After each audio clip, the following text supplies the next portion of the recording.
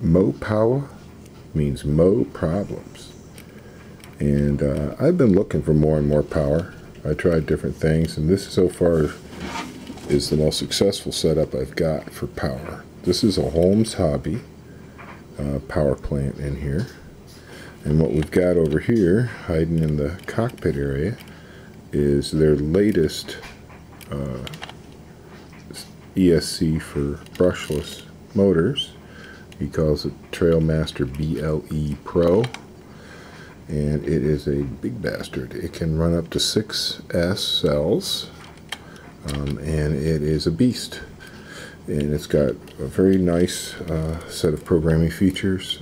It's different than the Mamba Max Pro. It's got a different brain board, different stuff going on in it that you can tune. However, the motor that this thing is running is really something. It is a extra long 540 sized can.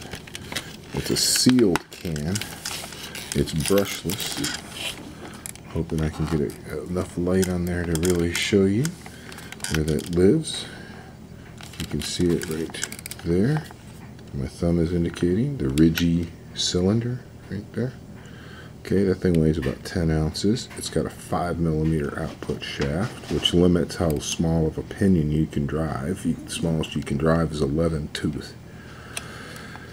And if you're looking for a low gear ratio, 11 tooth on a 57 tooth spur, which is as big as I can fit in this arrangement without running into things like the drive shaft, right?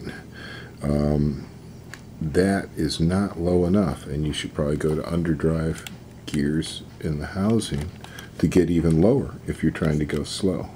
This thing moves along about 10-15 miles an hour, I guess. It's 10 pounds, so that's why the large motor, because a small motor will just burn up. I have burnt up a couple of them in here, actually. Now you get this large brushless motor that's sensored. So it has 3 wires that supply the main power, and then it has a sensor wire with multiple little wires in it.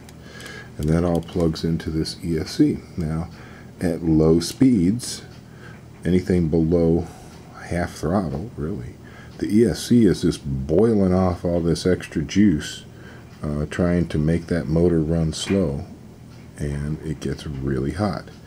So I have provided active cooling with a semi-scale looking type shroud, okay, and this has just been fabricated very quickly out of Lexan and wire ties and stuff, spray painted black, but something like this out of aluminum, nicely welded, polished, whatever. It could look pretty cool in scale in there.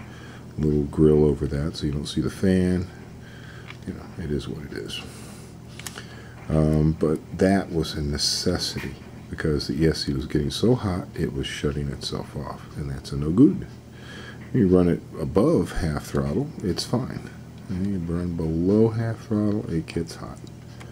So active cooling there, okay, and the motor itself gets quite warm, okay, and there's not a ton of airflow. Okay, as you can see, the sides are sealed off because that's part of the regulations for this class, is to have the engine bay closed off so it looks like there's a real engine in it. It's got a big plate in the front that's sealing off that. So all it's really got is this little air gap right there and here. And that is not a lot.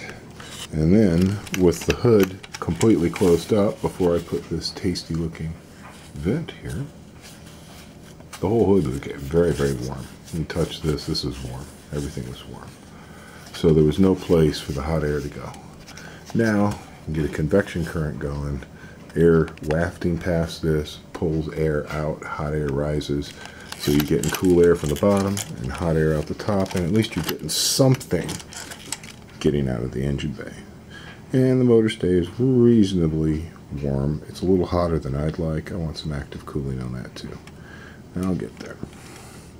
But I just wanted to discuss power and cooling, because more power creates more heat and requires more cooling. And so that's what this is all about. And it creates a lot of other problems too, like breaking stuff and constantly tightening every grub screw on your drive line. And there are a lot of them. You know, you got 6 to maintain. 1, 2, 3, 4, 5, 6 for the jack shaft, because there's a transfer case hidden under the skid here, hidden above it. And then inside the transfer case are 2 grub screws. So you've got a lot of maintenance. I've had this transfer case out almost every day to tighten the grub screws. And it's really essential to maintain all of that, because once a grub screw gets loose, what it does is it starts to beat the flat up, and then pretty soon it's not flat anymore. You'll have to touch it up with a file. And what I suggest is a real good way to keep your grub screws in good contact is to very carefully take a diamond file and flatten that pointy nose.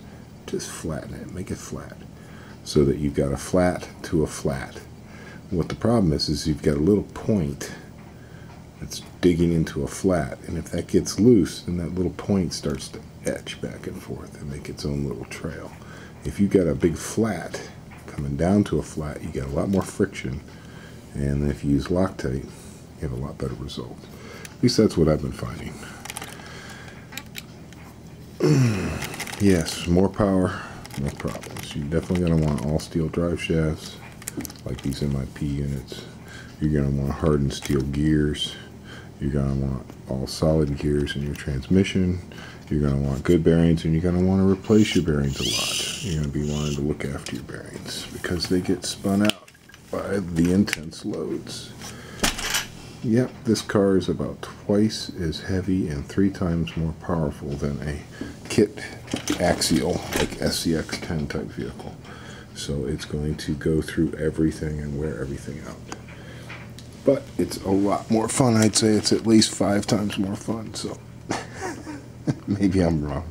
But for me, I love it. Cooling.